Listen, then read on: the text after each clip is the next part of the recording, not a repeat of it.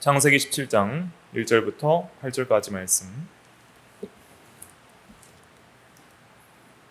다 찾으셨으면 한 목소리로 같이 읽겠습니다. 시작. 아브라함이 99세 때에 여호와께서 아브라함에게 나타나서 그에게 이르시되 나는 전능한 하나님이라 너는 내 앞에서 행하여 완전하라. 내가 내 언약을 나와 너 사이에 두어 너를 크게 번성하게 하리라 하시니 아브라함이 엎드렸더니 하나님이 또 그에게 말씀하여 이르시되 보라 내 언약이 너와 함께 있으니 너는 여러 민족의 아버지가 될지라.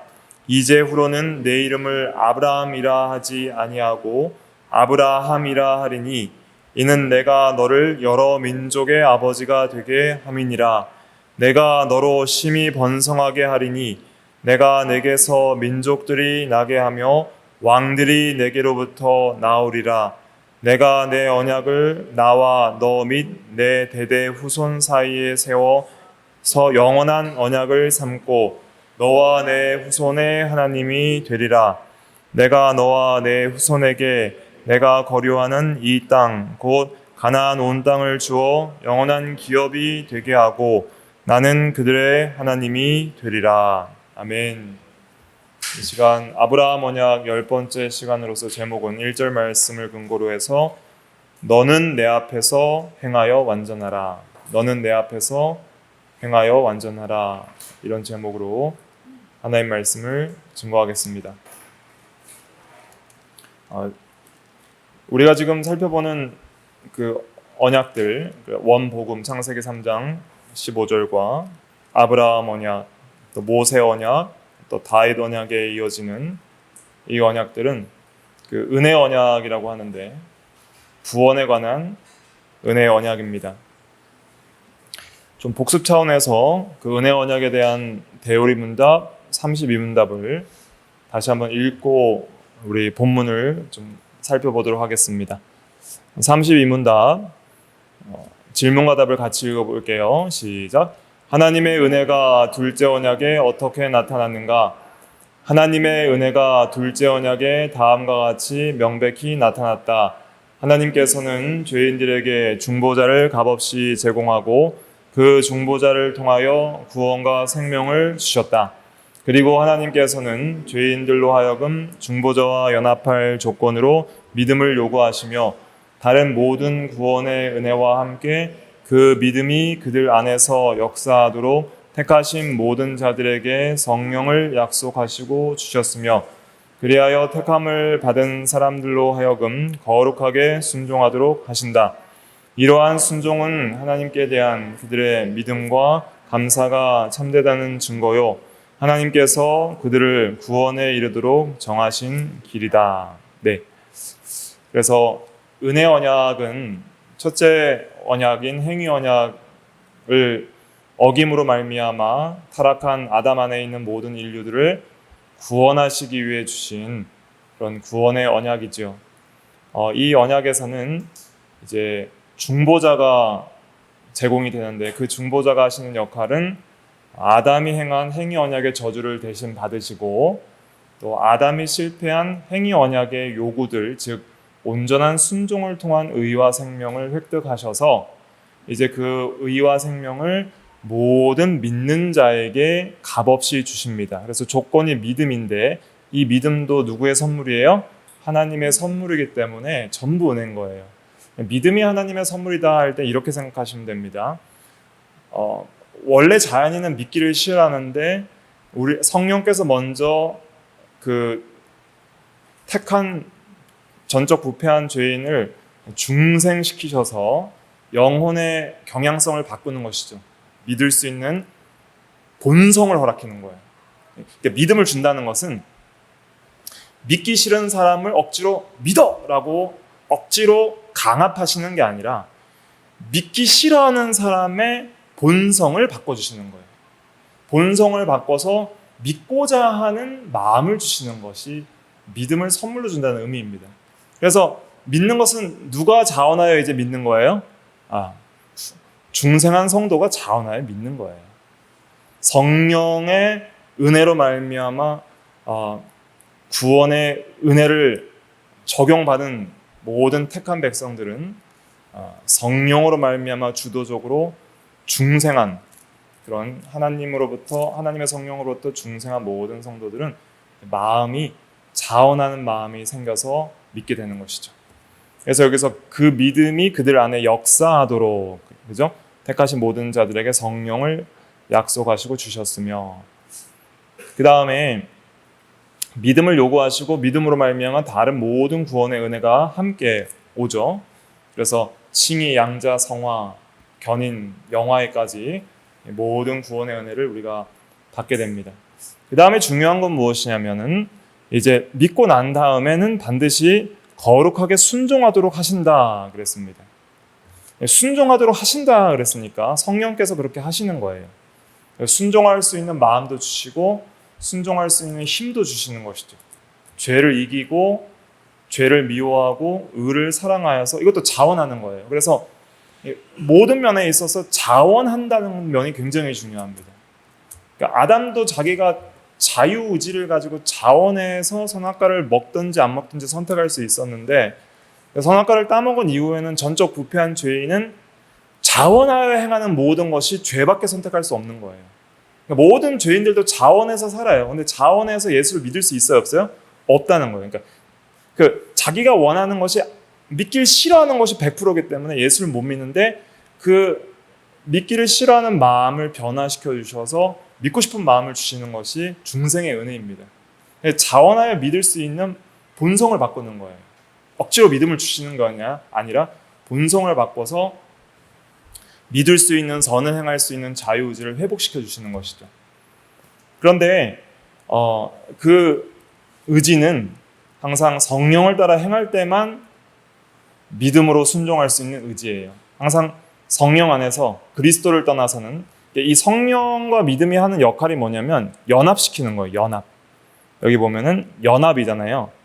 그 연합은 우리 측면에서는 믿음으로 연합되고요. 중보자 그리스도와. 그 다음에 하나님 측면에서는 성령으로 주권적으로 연합시키시는 거예요. 그래서 그림을 그릴 때 그 다음에 그리스도 이렇게 이제 플러스 연합이 될 때 하나님께서 성령으로 연합을 시키시는데 우리 측면에서는 믿음이라는 은혜의 내적 수단을 통해 연합이 되고, 이 믿음으로 연합이 될 때 은혜의 외적 수단인 말씀이 여기에 들어가는 거예요. 말씀. 그래서 이렇게 우리가 이제 연합이 되어서 항상 성령 안에서 그리스도와 연합된 생활을 할 때에 우리가 늘 순종하는 삶을 살아갈 수 있다.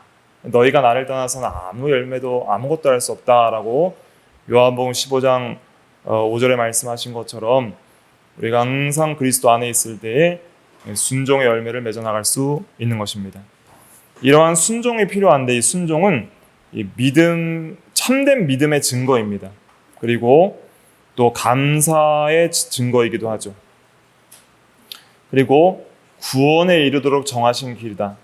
자, 순종을 통해 우리는 더욱더 구원을 이루어 나가는 거예요. 성화를 이루어 나가고 하나님께서 목적하신 그 거룩한 삶을 우리가 순종을 통해 이루어 나가는 것입니다. 그래서 은혜 언약에는 항상 기억해야 될 것이 무엇이냐면, 은혜 언약에는 복음도 있고 율법도 다 있어요. 복음도 있고 율법도 새롭게 주어집니다. 그래서 복음을 통해 우리를 먼저 구원하시고, 그 다음에 칭의와 양자와 또 하나님께서 약속하신 그 은혜 언약의 약속들을 오직 믿음으로 받게 하시고, 이제 복음을 통해 구원받은 성도들이 그 복음의 능력을 힘입어서 율법을 순종하는 그런 순종의 삶을 살아가게 하시는 것이 은혜 언약에 나타난 놀라운 은혜들입니다. 이제 그런 이 전체적인 이 맥락은 이래요. 전체적인 맥락은 이렇고, 그런 은혜 언약에 나타난 이런 약속과 복들과 또 복음과 율법이 어떻게 구약과 신약에서 우리에게 잘 표현이 되는지를 이제 이 언약 신학이라는 큰 주제를 가지고 이제 여러 언약들을 통해서 살펴보는 것이죠. 그래서 우리가 이 시간에는 이제 아브라함 언약을 하면서 창세기 17장을 살펴보는데, 이 창세기 17장에서는 드디어 어떤 면이 나오냐면 이 순종을 요구하시는 면이 등장하게 돼요. 지금까지는 아브라함에게 특별히 막 강력하게 하나님께서 순종을 요구하시고 율법을 순종할 것을 강력하게 명령하시지 않았어요. 오직 약속을 주시고 여러 가지 시험과 실패 가운데서도 계속 복음의 약속을 주시고 믿으라 하시면서 약속을 주셨고, 또 주권적으로 언약도 체결해 주시는데, 이제 17장에서는 이제는 제대로 살아라 하는 것이죠. 똑바로 살아 하는 것이죠. 이제 계속 약속을 주시다가 17장에서는 좀 똑바로 살아라 이렇게 하시는 거예요. 왜 그러셨을까요? 16장에서 아브라함이 큰 실수를 하죠. 그래서 하갈을 취하여서 이스마엘을 낳잖아요. 그렇게 이제 크게 하나님의 율법을 거스르게 되니까 하나님께서 완전하게 행하라고 엄히 명령을 하시는 내용이 나오게 됩니다. 그래서 우리 창세기 17장 1절 같이 한번 읽어볼게요. 시작. 아브라함이 99세 때에 여호와께서 아브라함에게 나타나서 그에게 이르시되 나는 전능한 하나님이라 너는 내 앞에서 행하여 완전하라. 네. 아브라함이 가나안 땅으로 가라라는 명령을 받은 때가 그 나이 75세 때였잖아요. 75세 때 명령을 받고 이제 가나안 땅으로 오게 되는데, 그때 약속을 주셨죠. 처음으로 너와 내 자손에게 이 땅을 주고 내 자손이 많게 해주겠다는 약속을 처음으로 주십니다. 그리고 나서 이제 100세가 될 때 25년 후에 아브라함이 드디어 약속한 자손인 이삭을 낳게 되죠. 지금 이삭 낳기 몇 년 전이에요? 그러면은 1년 전인 것이죠. 1년 전에, 그 다음에 이스마엘을 낳은 지 이제 13세, 이스마엘이 13세에 되는 해이기 때문에 13년 정도 지난 후에 86세에 이스마엘을 낳았으니까 이제 99세니까 이제 13년이 지난 후입니다. 13년 동안 이제 하나님께서 특별하게 나타나시지 않다가 이제 이 언약의 성취가 다 달았을 때, 1년 뒤에 이제 언약이 성취되거든요. 그런 성취를 앞두고 하나님께서 특별하게 나타나셨어요.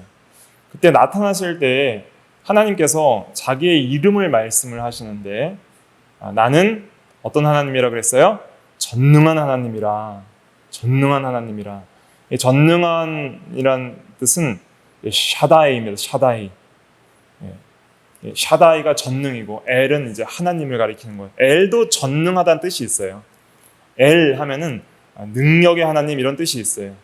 그래서 아무튼 샤다이가 전능이기 때문에 엘 샤다이 하면은 전능한 하나님. 엘이나 엘로힘 하면은 이제 하나님을 가리키거든요. 히브리어로. 그래서 한번 따라 볼까요? 엘 샤다이. 이 말은 전능한 하나님이다 이런 뜻입니다. 나는 전능한 하나님이다. 너는 내 앞에서 행하여 완전하라 그랬습니다. 여기서 이 앞에서라는 단어 있죠. 이 앞에서는 여기 밑에가 보시면 제가 그 원어를 해설을 해놨는데 파님이라는 단어입니다. 이것은 얼굴이라는 뜻이에요. 그러니까 내 얼굴 앞에서, 내 얼굴 앞에서 행하여라는 것은 걷다 이런 뜻입니다. 걷다. 내 앞에서 걸어 다녀라 이런 뜻입니다. 내 앞에서 걸어 다니라. 근데 이 걷다라는 것은 순종을 의미하는 거예요. 순종. 그러니까 내 얼굴 앞에서 항상 네가 내 앞에 있다는 것을 기억해라. 나는 네 앞에 있는 하나님이다. 그래서 이것을 이제 출애굽기 이제 20장의 10계명에 보면 너는 나 외에는 다른 신을 내게 두지 말라 했을 때 이 번역을 외에는이라고 했잖아요. 외에는. 그 외에는이라는 번역이 사실은 이 파냄입니다. 그러니까 너는 내 앞에서 다른 신을 두지 말라. 내 면전에서 다른 신을 두지 말라 이런 뜻입니다. 그래서 정확하게 번역하면 너는 내 앞에서 다른 신을 내게 두지 말라 이런 뜻이고, 그래서 항상 구원받은 성도들에게 하나님께서 나타나실 때에는 하나님과 언약적 관계를 가진 자로 나타나시는 거예요. 그러니까 너는 그냥 이방 민족, 우상 숭배하는 민족이랑 다른 민족이다. 너는 선택받은 민족이고 내가 택하여서 불러서 구원한 민족이기 때문에 다른 사람에게는 하나님 앞에서 있든지 말든지 상관이 없겠지만 너는 반드시 내 앞에서 행해야 된다. 내 앞에서 걸어 다녀라. 이런 뜻입니다. 근데 16장에서 그렇게 걸어 다녔어요? 안 걸어 다녔어요? 그렇게 안 걸어 다녔죠. 하나님의 약속의 말씀이 성취될 거라는 것을 불신한 거죠. 왜 불신했어요? 하나님의 뭘 믿지 못했기 때문이죠? 전능하심을 믿지 못했기 때문이죠. 나같이 나이 든 사람이 또 살아도 계속 불임을 하는데 어떻게 아이를 낳을 수 있겠느냐? 차라리 하가를 취해서 젊은 여자를 취해서 아이를 낳는 것이 낫겠다 하고 그렇게 범죄를 한 것이죠. 간음죄를 지은 것이죠. 그렇게 율법을 어기고 나아갈 때 하나님께서 이제 어미하신 모습으로 나타나셔서 전능한 하나님이라 너는 내 앞에 행하여 완전하라 그랬습니다. 이런 행함에 대한 이 걸음에 대한 내용들이 이제 구약 성경에 여러 등장하는데 대표적으로 에녹의 예와 노아의 예입니다. 창세기 5장 24절 같이 한번 읽어볼게요. 시작. 에녹이 하나님과 동행하더니 하나님이 그를 데려가심으로 세상에 있지 아니하였더라. 예. 그래서 에녹이 하나님과 동행하더니 할 때는 여기서도 할라크라는 동사를 썼거든요. 이것이 이제 행하다라고 번역된 17장 1절에서 행하다라고 번역된 단어인데 이 행하라는 것은 이제 걷다 이런 뜻이라고 했죠. 그래서 동행한다는 것은 하나님과 함께 걷다 이런 뜻입니다. 함께 걷다. 함께 걷다. 여기서는 앞에서 걷다 이런 뜻입니다. 창세기 17장 1절은 뭐예요? 앞에서 걸어 완전하라 이런 뜻이고 그 다음에 에녹이 하나님과 동행했다는 것은 함께 걸었더니 이런 뜻입니다. 성도의 정체성은 여기 있다는 거예요. 하나님의 백성의 정체성은 하나님과 함께 걷고 하나님 앞에서 걷는 사람입니다. 그래서 항상 우리는 믿음으로 하나님이 우리 앞에 계시다는 것을 항상 믿어야 됩니다. 인식해야 돼요. 그래서 믿음이 없이는 기쁘시게 못하는 하나님께 나아가는 자는 반드시 그가 뭐 하신 것을 믿으라 그랬어요? 계신 걸 믿으라 할 때 그 계신 걸 믿은 대표자를 누구를 지금 말하고 있었냐면 그 히브리서 11장에서는 에녹을 말하는 거예요. 에녹이 하나님과 함께 동행할 때 그는 하나님의 계심을 항상 믿고 살았다는 뜻입니다. 자기 앞에. 그래서 300년 동안 동행할 수 있었던 거예요. 하나님 앞에서 하나님과 함께 동행한 대표적인 구약의 신앙의 인물이 에녹인 것이죠. 그 다음에 그 신앙의 계들을 따라서 노아도 동행했죠. 창세기 6장 9절을 읽어보겠습니다. 시작. 이것이 노아의 조건이라. 노아는 의인이요 당대의 완전한 자라. 그는 하나님과 동행하였으며. 동행했다는 단어도 함께 걷다라는 거예요. 할라크 플러스에서 함께를 포함해서 함께 걷다. 그렇게 함께 걷는 삶이 바로 완전한 자의 삶이다라고 말하는 것입니다. 탐임. 그래서 너는 내 앞에서 걸어서 완전하라 그랬죠. 완전하라. 탐임이거든요. 탐임. 한번 따라해 볼까요? 탐임. 탐임. 그래서 완전한, 흠없는, 이것은 무엇을 가리키냐면은 온전한 순종의 의를 가리키는 것이죠. 온전한 순종의 의, 의로운 삶, 의로운 삶을 가리키는 거예요. 그런 의로운 삶.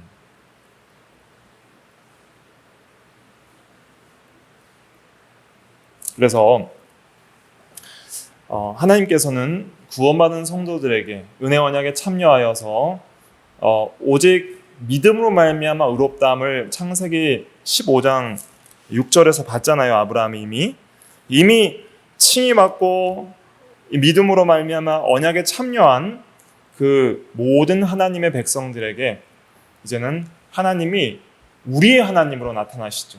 그리고 우리 앞에 항상 계신 하나님으로 나타나셔서 우리에게 완전함을 요구하십니다. 그래서 우리는 예수를 믿음으로 말미암아 우리가 값없이 의롭다함을 받고 하나님의 자녀로 입양되고 하나님의 백성이 되지만은 우리는 아무런 의무가 없는 것처럼 마음대로 살아서는 안 됩니다. 이제는 나를 구원하신 하나님 앞에서 살아야 되는 것이죠. 항상 그 하나님께서 나를 보고 계시고 나를 주목하고 계시고 내 앞에 항상 계신다는 믿음으로 살아야 됩니다. 그리고 그 앞에서 우리가 온전하게 행할 수 있도록 그렇게 힘을 써야 됩니다. 우리가 왜 불순종하냐면 첫째는 하나님이 내 앞에 계시다는 믿음을 잃어버리기 때문입니다. 그리고 또 중요한 불순종의 이유 중에 하나는 무엇이냐면 전능하심을 믿지 않기 때문이에요. 전능하심. 어떤 시험이 들어올 때 우리가 그 현실이 우리를 주관할 수 있다라는 생각이 들 때 우리는 믿음에서 떠나서 불순종하게 되는 것이죠. 어떤 다른 제2 원인들과 이 세상과 권력과 이 여러 형편들과 다른 인간들이 나의 생사화복을 주관할 수 있다는 생각이 들면은 우리는 하나님을 떠나게 되는 것이죠. 그러나 모든 절대 주권이 하나님께 있고 하나님이 모든 만물을 창조하시고 주관하시고 없는 것을 있는 것으로 부르시고 죽은 자를 살리시는 전능하신 하나님으로 믿는다면 우리는 모든 시험 가운데서도 어려운 현실 가운데서도 하나님만을 붙들고 순종할 수 있는 믿음을 굳게 가질 수 있게 되는 것입니다. 그래서 항상 하나님과 동행하고 하나님 앞에서 살면서 온전한 길을 걸어간 사람들의 중요한 믿음의 특징 중에 하나는 무엇이냐면 어떤 하나님을 믿었냐면 전능하신 하나님을 항상 믿었던 거예요. 전능하신 하나님. 그래서 매튜 헨리는 그의 창세기 주석에서 하나님의 전능하심에 끊임없이 관심을 두는 일은 우리에게 크게 영향을 주어서 우리를 곧게 서서 그와 동행하게 해준다 그랬습니다. 하나님 앞에서 완전하게 행하는 그 동행의 삶은 전능하심에 관심을 두고 믿는 데서부터 크게 영향을 받는다라고 바르게 주석을 하고 있죠. 그래서 우리의 현실과 시험을 능히 이기게 하실 수 있는 하나님으로 믿어야 됩니다. 초자연적인 역사를 이루실 수 있는 하나님을 믿어야 돼요. 지금 우리도 똑같아요. 또 뭐도 믿어야 될까요? 단순히 우리를 어떤 시험과 현실에서 능히 건지시고 이길 수 있는 하나님으로만 믿지 말고 또 뭐도 믿어야 될까요? 능히 죄를 징계하고 심판할 수 있는 능력의 하나님으로 믿어야 되는 거예요.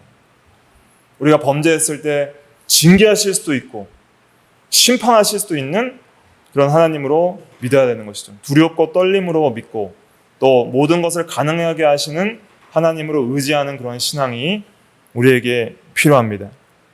그래서 이 은혜 언약은 일방적이고 주권적인 면이 있어요. 아브라함이 먼저 하나님을 찾아간 게 아니라 하나님이 먼저 아브라함에게 찾아오셨죠. 그리고 아브라함에게 하나님께서 이 은혜의 언약을 주실 때에는 그냥 서로 이 협의를 해서 만들어낸 게 아니라 그냥 주권적으로 그냥 주시는 거예요. 나는 너의 하나님이 되고 또 너와 내 자손이 많아지게 하고 너에게 가나안 땅을 주겠다. 주권적으로 그냥 약속을 해버리시는 거예요. 그리고 그것을 아브라함은 일방적이고 주권적으로 그 약속을 받는 것이죠. 그런 주권적이고 일반적이고 전적 은혜적인 면은 창세기 15장에서 강조해서 나타나죠. 그 언약을 맺을 때에 하나님께서 주권적으로 단독적으로 언약을 맺으시는데 특별히 쪼갠 고기 사이를 지나가시잖아요. 하나님 홀로 모든 언약을 이행하시고 책임지시고 또 그 쪼갠 고기 사이를 지나간다는 것은 어떤 의미가 있냐면은 우리가 혹시라도 언약에 대한 우리의 의무를 실패하고 범죄한다 할지라도 하나님의 우리의 죄에 대한 책임까지 다 지시겠다는 뜻입니다.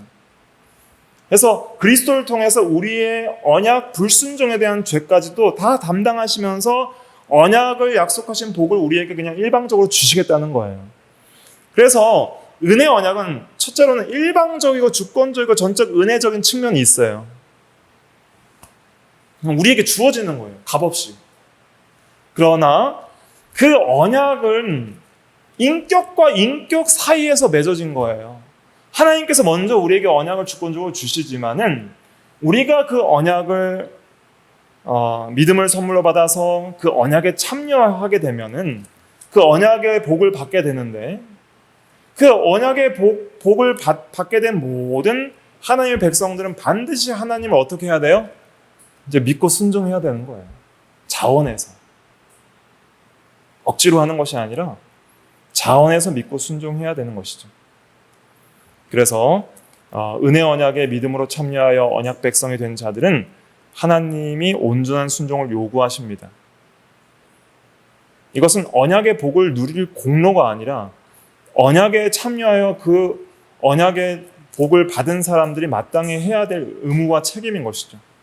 참된 믿음은 순종으로 나타나는 것입니다. 근데 이 순종이 율법적인 측면이에요. 언약에 나타나는.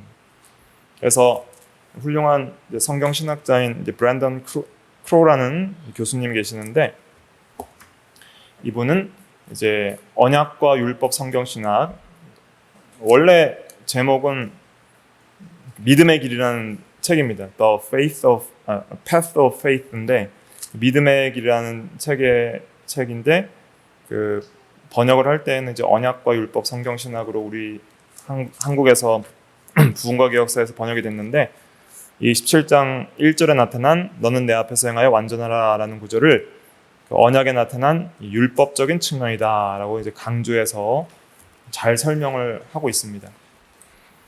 그래서 우리가 예수를 믿으면 오직 믿음으로 구원을 받죠. 참으로 참된 믿음은 반드시 이제 뭘로 열매를 맺어야 돼요? 행함으로 열매를 맺어야 되잖아요. 율법을 순종함으로 열매를 맺어야 되는데, 그러면은 이 율법을 순종하는 것이 왜 중요할까요? 이 순종이 왜 중요할까요? 이걸 이해를 하셔야 됩니다. 이 순종이 왜 중요하냐? 조금 이제 뛰어 넘어가서 이제 저 뒤에 2페이지 마지막을 가볼게요. 2페이지 마지막.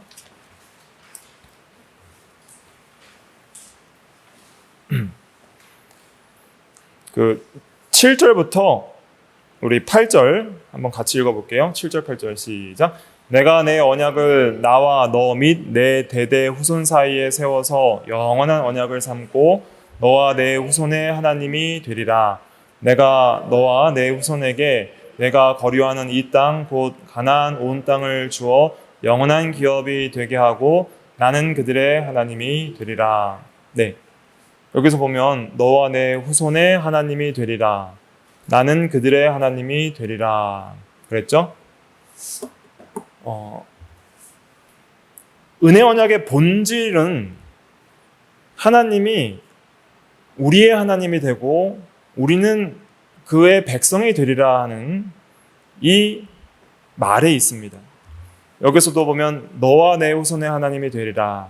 나는 그들의 하나님이 되리라. 그러니까 언약은 관계 맺기예요. 관계 맺기. 항상 기억하세요. 뭘 맺는 거예요?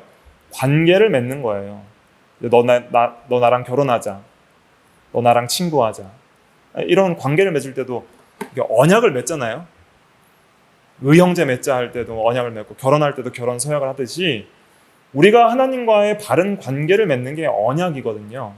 사실 아담에게도 그런 바른 관계를 행위 언약을 통해서 하나님께서 맺으신 거예요. 네가 자원해서 온전히 순종하면 나랑 영원한 관계를 맺게 될 것이다. 그게 영생이에요. 근데 아담이 선악과를 따먹는다는 뜻은 어떤 의미냐면 하나님 관계 끊기예요. 이해되시죠?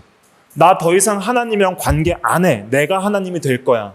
그래서 선악과를 따먹은 것은 언약을 깨트린 건데 이제 하나님과 절교란 뜻이에요. 그러니까 영적 사망이라는 것은 하나님과 끊어짐인데 그 언약을 끊음으로 절교하는 거예요. 하나님과 영원히 결별하는 것이죠. 그래서 동산 나무 사이에서 숨어서 하나님을 떠나 지낸 것이 이제 사망의 형태인데, 그런 사망 가운데 있는 아담에게 먼저 하나님이 찾아와 주셔서 여자의 후손이 뱀의 머리를 상하게 할 것이라는 언약을 맺어버리시는 거예요. 그러니까 다시 언약을 맺으시는, 구원의 언약을 맺으시는 것이 은혜의 언약인데, 그 언약을 맺음으로 말미암아 관계가 형성이 되는 거예요. 그게 이제 언약 맺음으로 관계가 형성되는 것이 언약의 본질이에요. 이게 구원의 본질이에요. 그래서 그 구원의 본질을 너와 내 후손의 하나님이 되리라, 이렇게 관계를 맺으시는 거예요. 나는 그들의 하나님이 되리라. 내가 너의 하나님이 될게. 너는 내 백성이 되려무나. 내가 너의 아버지가 될 테니 너는 내 아들이 되라. 이렇게 관계를 맺으시는 것이 은혜 언약에서 하나님이 주권적으로 관계를 맺으시는 거예요. 그러면은 그 관계를 맺기 위해서는 해결돼야 될 문제가 있는데 우리가 범한 하나님에 대한 죄를 해결해야 되죠. 그 다음에 우리가 하나님과 영원한 관계가 지속될 수 있는 영생을 획득해야 되죠. 이 두 가지를 누가 해결하시는 거예요? 중보자 예수 그리스도께서 해결하시는 것이죠. 중보자께서 해결을 하시고 이제 우리가 하나님과의 바른 관계 속에 들어오게 되면 이제 우리는 마음대로 살면 안 되는 거예요. 마음대로 살면. 이제 누구와 관계 속에서 살아야 돼요?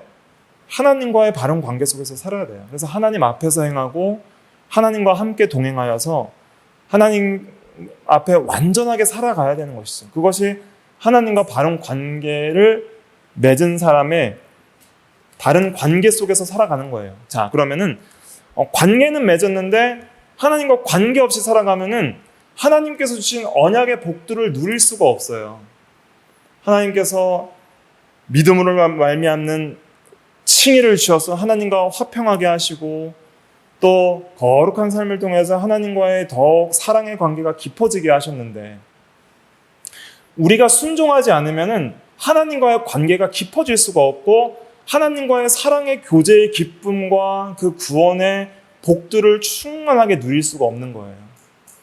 그래서 순종은 하나님과의 바른 관계 속에서 그 관계를 통해 우리에게 주시는 놀라운 영생의 복과 하나님과의 사랑의 교제와 하나님과의 자녀되는 권세를 누리는 복들을 충만하게 경험하는 그런 하나의 방식이다. 순종은 하나님과의 언약 관계의 복을 누리는 방법이다. 다시 말씀드릴게요. 순종이 뭐예요? 하나님과의 언약 관계 속에서 우리에게 주시는 복을 누리는 방법이에요. 복을 누리는 방법. 잘 이해되십니까? 그래서 하나님께서 아브라함에게 가나안 땅을 약속해 주셨잖아요. 가나안 땅을 주어 영원한 기업이 되게 하고 이 땅은 뭘 상징하냐면 하나님과의 바른 관계 속에서 살아갈 장소를 상징하는 거예요. 그러니까 이것은 천국을 상징하죠. 천국은 하나님과의 바른 관계 속에서 살아갈 그 세계예요. 천국은. 그런데 이스라엘 백성들이 가나안 땅에 들어갔지만 결국엔 어떻게 돼요? 결국에는 포로 잡혀 가서 가나안 땅을 뺏기게 되잖아요. 그럼 가나안 땅에서 누리는 하나님과의 바른 관계 속에서 주시는 그 언약의 복인 안식과 기쁨과 평안들을 다 뺏기는 거예요. 이걸 통해서 불순종하면 바른 관계 속에서 누리는 복을 뺏긴다는 것을 가르쳐 주는 것이죠. 왜 이스라엘 백성들이 가나안 땅에서 포로 잡혀가서 다 추방당했습니까? 세 가지 죄 때문인데, 첫째 우상 숭배, 둘째 안식일을 범한 죄, 셋째는 그 히스기야 때에 바벨론 사신들이 왔을 때에 하나님을 의지하지 않고 성전 기명과 이 무기고를 보여준 재물 의지한 죄. 하나님 의지하지 않고 재물 의지하고 안식일 범하고 우상 숭배하니까 하나님께서 바른 관계 속에서 거하지 않는 이스라엘 백성들을 그 복에서 그냥 떠나게 만들으시는 것이죠. 그러니까 우리도 하나님의 언약 관계 속에 들어왔지만은 내가 하나님의 백성이지만은 하나님 앞에 행하여 온전하게 살지 않으면 저와 여러분들은 고생과 슬픔을 당하게 될 수밖에 없어요. 하나님과의 그 언약적 축복을 이 현재적으로도 누리며 살지를 못하는 거예요. 비참한 삶을 사는 거예요. 그렇기 때문에 우리가 순종하는 것은 이제 언약적 축복을 누리는 방식이고 또 하나님과의 바른 관계를 맺은 자로서 그 바른 관계 속에서 교제를 깊이 하는 그런 방식이다라는 것을 우리가 기억을 해야 되는 것입니다. 항상 하나님은 그것을 요구하시는 거예요.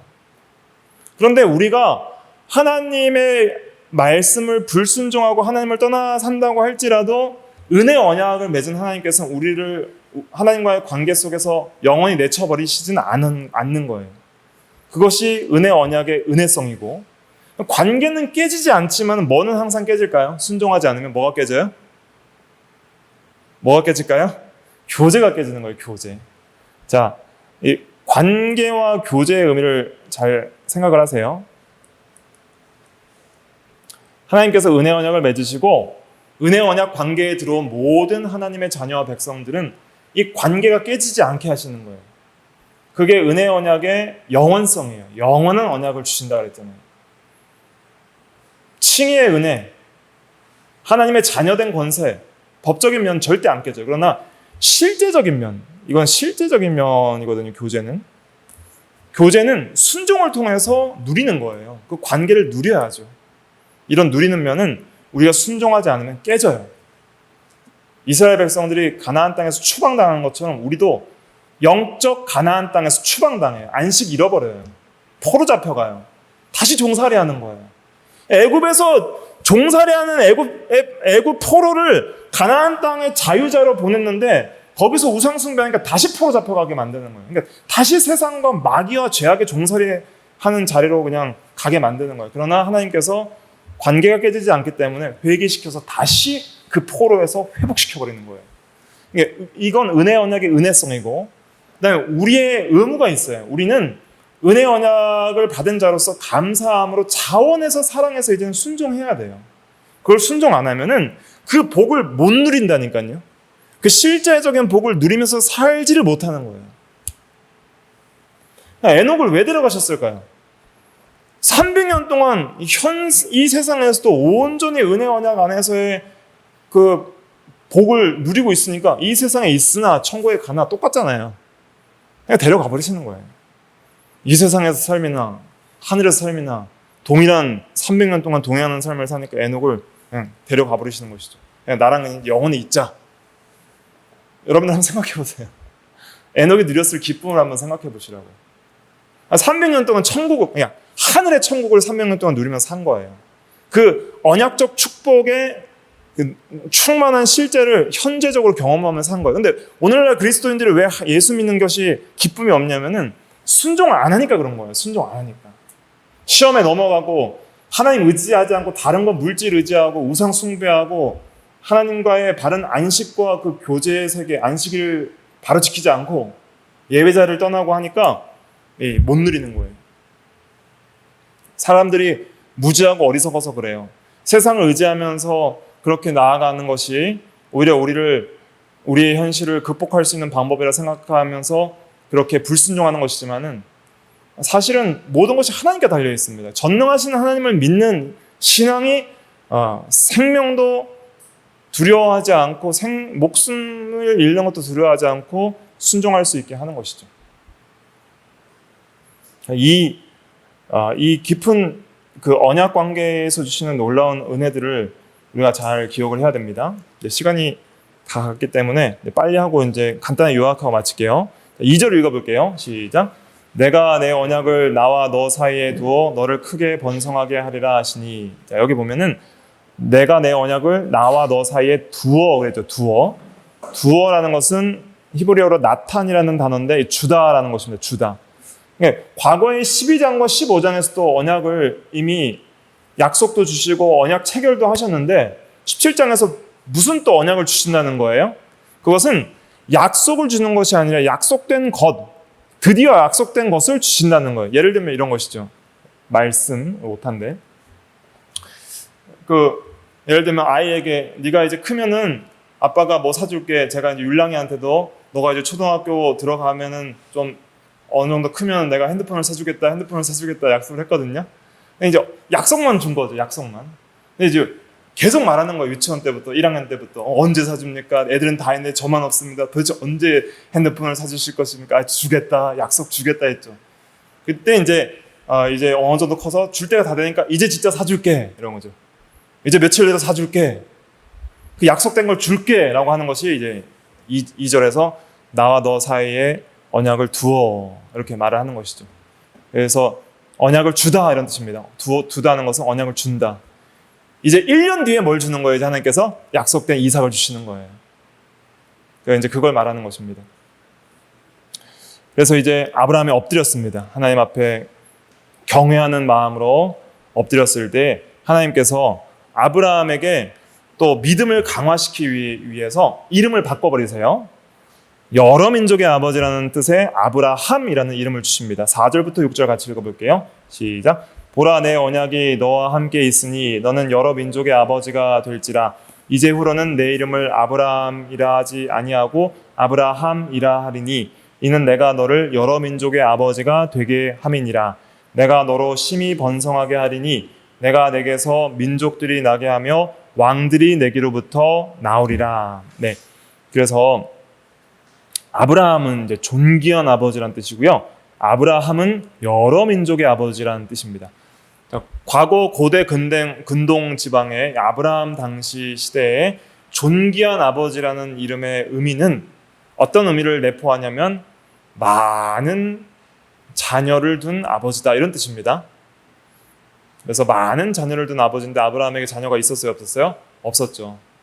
근데 지금은 하갈을 통해 자녀 몇 명 있어요? 한 명 있어요, 한 명.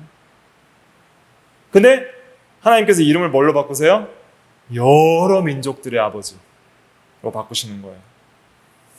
근데 이 이름이 현실적으로는 부담스러운 이름이었을 것입니다. 그래서 도널드 반 하우스라는 그런 신학자는 그 제10장로교회 목회자이셨는데 이 이름이 굉장히 부담스러운 이름이었을 것이다. 그래서 아브라함이 이제 계명을 한다니까 그 가족들과 종들, 많은 종들이 또 여러 이제 상거래를 하는 여러 민족들이 만날 때마다 이제 계명한 이름에 대해서 물어볼 거 아니에요? 당신이 존귀한 아버지였는데 자녀가 없어서 좀 그러셨죠? 이름 바꾼다는데 도대체 뭘로 바꾸십니까? 다른 이름으로 바꿀 줄 알았더니 여러 민족의 아버지라고 더 부담스러운 이름으로 바꾸는 것이죠. 그래서 이것이 믿음이 없으면 이 이름이 부담스러운 이름으로 다가올 수 있는 겁니다. 믿음이 없으면. 그러나 이것이 믿음으로 우리가 이러한 이름을 받을 때에는 이것이 참으로 우리의 믿음을 더욱더 보증하고 확증하는 이름이 되는 것이죠. 이런 이름은 이 여러 민족이 되도록 그 약속하신 약속의 보증으로 주시는 거예요, 하나님께서. 아직 실제로 약속의 자녀 한 명도 못 받았지만은 벌써 이름부터 바꿔버리시는 거예요. 여러 민족의 아버지. 그래서 이것을 가리켜서 없는 것을 있는 것으로 부르시는 하나님이다, 이렇게 로마서 4장 17절은 표현을 하고 있죠. 여기서 전능하신 하나님이라는 의미가 여기서 드러나는 것입니다. 로마서 4장 17절 읽어볼게요. 시작. 기록된 바 내가 너를 많은 민족의 조상으로 세웠다 하신 것 같이 그가 믿은 바 하나님은 죽은 자를 살리시며 없는 것을 있는 것으로 부르시는 이시니라. 이 구절을 말하는 거예요. 여러 민족의 아버지가 될지라, 창세기 17장 4절 그랬죠. 그것이 너를 많은 민족의 조상으로 세웠다 하는 말이에요. 그러나 많은 민족이 하나도 없잖아요. 근데 그 없는 것을 마치 그냥 당연히 다 있는 것처럼 아브라함의 이름을 불러주시는 것이죠. 너는 아브라함이라 여러 민족의 아버지가 될지라. 하나도 없지만 내가 반드시 이루리라. 나는 전능한 하나님이라. 너는 내 앞에서 행하여 완전하라. 이렇게 명령을 하시는 것입니다. 오늘날 우리에게도 이런 믿음이 필요합니다. 이런 믿음은 부활신앙이라 그랬어요. 그 로마서 4장에 보면 예수님이 참으로 우리를 위하여 죽으시고 부활하셨다. 그리고 다시 재림하실 것이다. 그때 우리도 부활할 것이고 우리는 주님과 함께 영원한 하나님의 나라를 차지하고 그 나라를 차지할 백성들은 우리와 여기 모인 성도들뿐만 아니라 셀 수 없는 많은 무리가 아브라함의 자손으로 영원한 천국 기업을 차지하고 하나님의 가족으로 영원히 함께 살 것이다. 그 하나님과 사랑하는 하나님의 자녀들과 함께 우리는 영원히 함께 영생 복락을 누릴 것이다. 이것을 믿느냐 이거예요. 믿느냐. 이런 믿음이 현재적으로 현실을 살아가는 우리들 가운데 있느냐는 것이죠. 이런 믿음은 초자연적인 믿음이고 전능하신 하나님을 믿는 믿음 안에서 확신할 수 있는 것이고 우리가 어떤 시험이 있어도 이 믿음으로 우리가 모든 현실을 이겨나갈 수 있는 것입니다. 이런 믿음을 우리에게 요구하시는 것이죠. 우리는 전능하신 하나님을 믿어야 됩니다. 아브라함은 연약했지만 하나님은 다 하실 수 있는 분이시죠. 그래서 하나님의 이름을 엘샤다이, 아브라함의 이름을 아브라함이라고 주신 것은 그 약속을 확실하게 보증하신 하나님의 은혜였죠. 또 하나님의 능력은 우리를 항상 위로하고 격려합니다. 하나님이 전능하시다면 불가능해 보이는 상황에서도 약속을 능히 지킬 수 있을 만큼 충분히 강하시다는 위로를 얻을 수 있죠. 그래서 항상 구원하는 능력, 또 현실을 이길 수 있는 능력도 생사화학도 다 하나님께 있다는 것을 믿고 모든 상황 속에서 하나님을 의지해야 됩니다. 자신의 역이 아니라 연약함이죠. 빨리 치느냐고 요거는 좀 오타를 검증을 못해서 자신의 연약함을 인정하고 은혜로운 능력, 그들의 영혼을 구원하고 그들이 할 수 없는 일을 행하시는 능력을 베푸시는 하나님을 높이 우러러 경배할 수 있게 해달라고 우리가 항상 기도해야 되겠습니다. 그래서 전능하신 하나님을 믿으시고 우리가 그 하나님 앞에 있다는 것을 믿고 그 앞에서 행하여서 온전하게 순종함으로 언약적 축복을 누리는 우리가 다 돼야 되겠습니다. 기도하겠습니다.